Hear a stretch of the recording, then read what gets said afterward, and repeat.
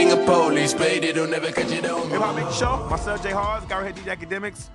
We still talking about this guy, Kanye. I don't know if you saw the clip, or I'm pretty sure you should have, of him going to TMZ office, and he was screaming that whole free thought situation. And he got checked by one of the employees, staff member Van, you know, telling him about himself. And he made the infamous comment of the week so far, because I'm saying so far because we don't know what Kanye is going to say tomorrow, okay? So by the time you hear this, Kanye may say something else, like Jesus had Jerry curl or something.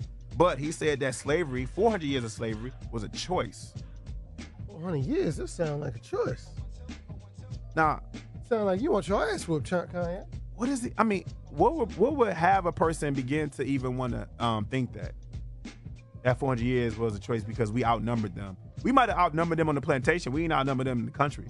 Still got guns, whips, chains, all that stuff. A language you don't speak, a land that you got taken from, you're no longer connected to.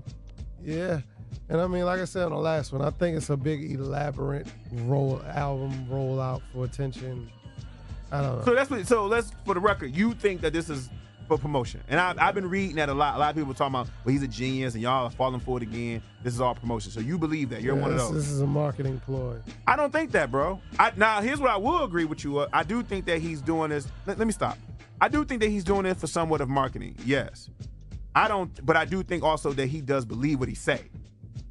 You know, him he's talking about free thought. First of all, that ain't free thought.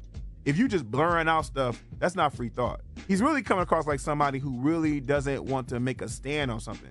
Because if you stand on something, you gotta be accountable. You actually gotta do research. This dude's just jumping around. He's like, I like potatoes. As soon as everybody else like potatoes, he like, I like ketchup. As soon as everybody else like ketchup, he like, I like cars. I like oranges. Like, he just hopping the hop. He's not really necessarily stand on something. And I don't understand how he can just walk around like promoting that and talking about it's all free thought and everything. Then he also went on that rant and said, but as soon as black on black people kill each other in Chicago, it's okay. When was it ever okay for us to kill each other? Like, what are you talking about? That was never okay. The argument is that when black on black kill each other, somebody goes to jail. This is true. And the argument was when police kill a black person, nobody goes to jail.